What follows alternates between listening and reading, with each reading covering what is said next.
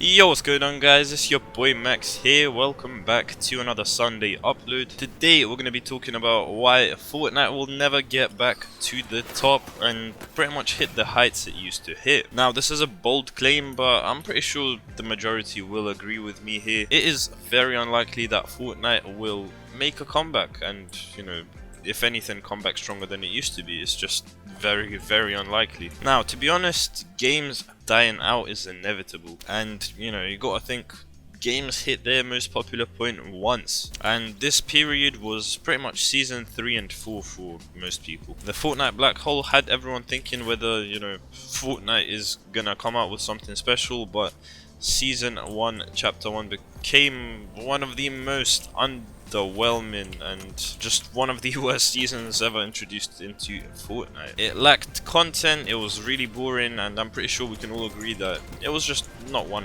of the better seasons. So yeah, that's partially why Fortnite will definitely never hit a higher point. I mean, never say never, but I'm pretty sure Fortnite's on the decline day by day. The player count is starting to, go down, which is sad, but the game is still popular as hell. It's one of the top games on streaming platforms like Twitch. On YouTube it's still crazy popular, which is part of the reason why I still make my content on it. Of course, people want to see tutorials on it, so your boy's here because you can pretty much talk about anything inside the game. It's just such a broad thing to cover. Now that we have talked about that though, let's talk about one of the reasons that a lot of my friends don't actually play Fortnite anymore, and that's because of the crazy high skill ceiling. In my opinion, Fortnite is pretty much one of, if not the hardest game to actually be good at, whether you like it or not, by the way, because I know a lot of you will be Fortnite haters in here that just want the game to die off completely. Unfortunately, you guys are gonna have to wait a little bit, but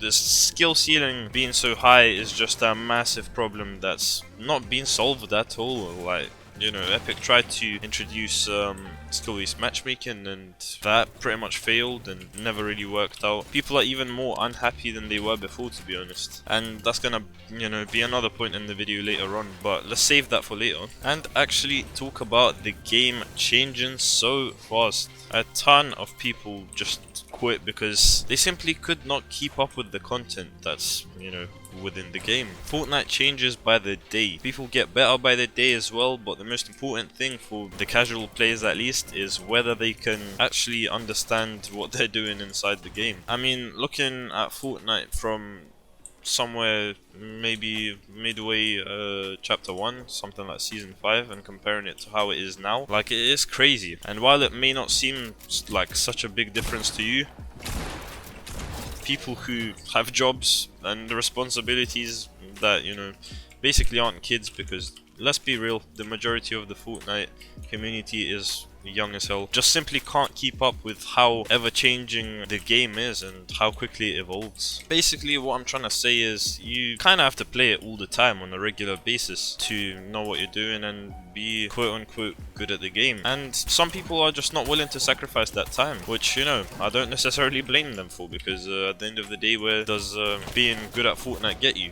Unless you are at that top-notch comp level, you're not really gonna get anything for it, are you? Like this guy, he just killed me. I bet he's got the same tournament earnings as me, 0. As well as that, the handicap that you get if you're not playing on PC is just ridiculous. Like, when I got this PC, bro, the difference it made, like, I think during season 3 in chapter 2, I was ranked 13,000 in the world for solos. The highest I've hit before on PS4 was something like 200,000. The difference is clearly there, and you don't even need to compare anything. Like, it's obvious that PC is much more superior than consoles, the Switch, mobile even, unless you do have some of them sweet phones that can run 120 FPS right now. And to be honest, consoles will be able to run 120 FPS too, but the people on 240 still have the advantage. Like, whether you like it or not, that's the truth. But not only does PC have the better FPS rate, and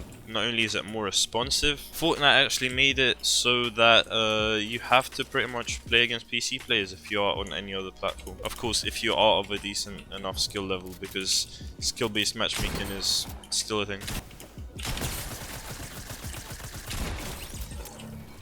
Like, this guy, if he's on console, he has the right to complain about me being on PC right now. I won't lie. Playing on PC is just so much more superior to console and stuff. It's ridiculous. And honestly, for the people that can't afford to get a PC, I just gotta feel sorry. A lot of people are in that boat right now.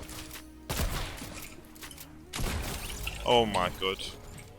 Oh my god. Even if I wasn't recording this, I would clip that right now. Jeez. But that's the kind of stuff you can do on PC, once again. But, once again, a big but, no pun intended. Fortnite, even on PC, is poorly optimized in terms of FPS. Like, I can run similar games like Valorant and stuff at 200 plus frames without optimizing it, like on high settings and stuff. And I understand that this is a way more like open world type game, like there's a lot of more entities to actually load in and stuff, but the point still stands. Like, Fortnite Chapter 1 on this PC that I got right here, you could probably run the game at something like, I don't know, probably like 240 FPS to be honest, but that's just not the case anymore. With the engine switch that did happen at the beginning of Chapter 2, FPS drops have been something that's not uncommon, and for that reason people actually call it one of the most uncompetitive comp scenes ever, to be honest. Not because of the players, but because stuff's just so poorly optimized, and even the top PCs can only hit really, you know, something like just over 100 frames in the end games now. Like, and it's getting worse every season as well. It's not even funny anymore. I just ended up splashing out on a PC and you're telling me frames are getting worse on this too? Like, god damn, where am I gonna settle? I'm not complaining though, to be fair. Like, this is so much better than console. Yep, of course. It's just this skin, man. It catches me off guard every single time. Like, these guys are clearly better than me, like, no cap. And it's annoying. I can't do anything about it anymore. I ain't got the time to play this game on a daily basis, man. Which, once again, relates to the point I mentioned earlier in the video. And the final reason I came up with for Fortnite never hitting the heights that it used to hit ever again, and I wish to be proved wrong on this, is the community. Now, I'm not talking about my channel in particular, but overall, Fortnite is judged for having one of the most youngest and one of the most toxic communities across the gaming sort of niche. And people like Ninja and Tifu have pretty much quit playing Fortnite, although I have seen Ninja actually streaming Fortnite a whole lot more nowadays. So I hope that makes a lot of people come back to the game, and I definitely think that with quality of life changes like, you know, FPS optimization, hint, come back to their old engine, or at least do something to improve this one. I mean, look at this. I'm on an RTX 2060, a Ryzen 5 3600, and I'm getting 100 frames. Excuse me. But yeah, that pretty much about wraps it up. I pretty much covered everything I wanted to, and I do hope you guys have something to say on this too. Of course, if you do, leave it in the comments. I'm definitely gonna reply to you, and you know, let's have a discussion. But anyways, it was nice to have you lot for the video. Make sure to leave a like if you enjoyed. Subscribe with the notifications on, as always, to never miss another upload from your boy ever again. And of course, before you guys do go, make sure you guys are using the code MaxGamer7 in the Fortnite item store before buying an emote, a skin, an emoticon, or anything of that sort to support the channel. But do bear in mind that the code does reset every 14 days. But with that being said, the video comes to an end, and I'll see you guys in the next one. Peace.